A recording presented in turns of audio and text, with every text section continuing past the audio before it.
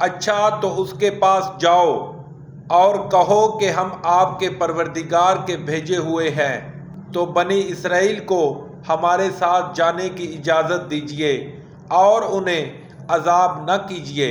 ہم آپ کے پاس آپ کے پروردگار کی طرف سے نشانی لے کر آئے ہیں، اور جو ہدایت کی بات مانے اس کو سلامتی ہے۔ ہماری طرف یہ وحی آئی ہے کہ جو جھٹلائے اور منہ پھیرے اس کے لیے عذاب تیار ہے۔ غرض موسیٰ اور ہارون فرعون کے پاس گئے۔ اس نے کہا کہ موسیٰ، تمہارا پروردگار کون ہے؟ کہا، ہمارا پروردگار وہ ہے جس نے ہر چیز کو اس کی شکل و صورت بخشی، پھر راہ دکھائی۔ کہا، تو پہلی جماعتوں کا کیا حال؟ کہا کہ ان کا علم میرے پروردگار کو ہے، جو کتاب میں لکھا ہوا ہے۔ میرا پروردگار نہ چوکتا ہے نہ بھولتا ہے۔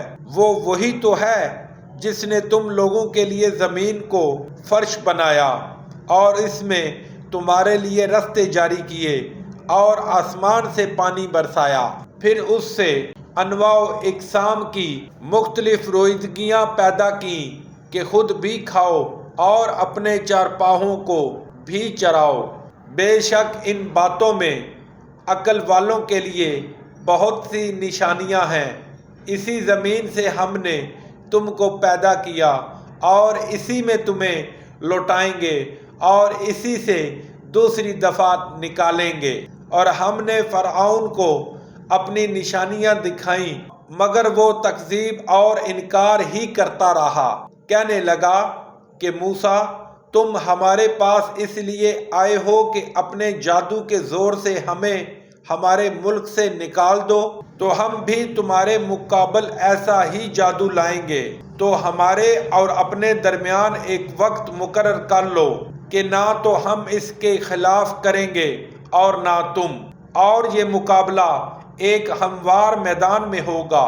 موسیٰ نے کہا کہ آپ کے لیے مقابلے کا دن 9 روز مقرر کیا جاتا ہے، اور یہ کہ لوگ اس دن چاشت کے وقت اکٹھے ہو جائیں۔ تو فرعون لوٹ گیا اور اپنے سامان جمع کر کے پھر آیا۔ موسیٰ نے ان جادوگروں سے کہا کہ ہائے تمہاری کم بختی! اللہ پر جھوٹ افطرا نہ کرو کہ وہ تمہیں عذاب سے فنا کر دے گا، اور جس نے افطرا کیا وہ نامراد رہا۔ تو وہ باہم اپنے معاملے میں جھگڑنے اور چپکے چپکے سرگوشی کرنے لگے۔ کہنے لگے کہ یہ دونوں جادوگر ہیں، چاہتے ہیں کہ اپنے جادو کے زور سے تم کو تمہارے ملک سے نکال دیں اور تمہارے شائستہ مذہب کو نابود کر دیں۔ تو تم جادو کا سامان اکٹھا کر لو اور پھر قطار باندھ کر آؤ۔ آج جو غالب رہا وہی کامیاب ہوا۔ بولے کہ موسیٰ، یا تو تم اپنی چیز ڈالو یا ہم اپنی چیزیں پہلے ڈالتے ہیں۔ موسیٰ نے کہا، نہیں، تم ہی ڈالو۔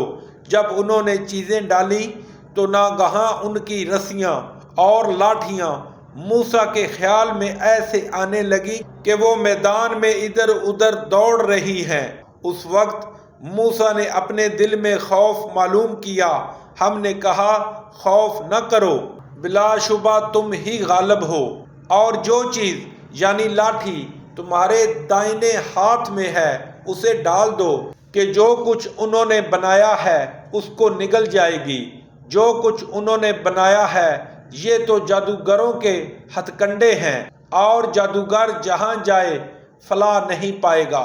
القصہ یوں ہی ہوا تو جادوگر سجدے میں گر پڑے اور کہنے لگے کہ ہم موسیٰ اور ہارون کے پروردگار پر ایمان لائے۔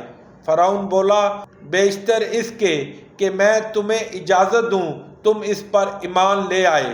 بے شک وہ تمہارا بڑا یعنی استاد ہے جس نے تم کو جادو سکھایا ہے، سو میں تمہارے ہاتھ اور پاؤں جانب خلاف سے کٹوا دوں گا اور کھجور کے تنوں پر سولی چڑھوا دوں گا۔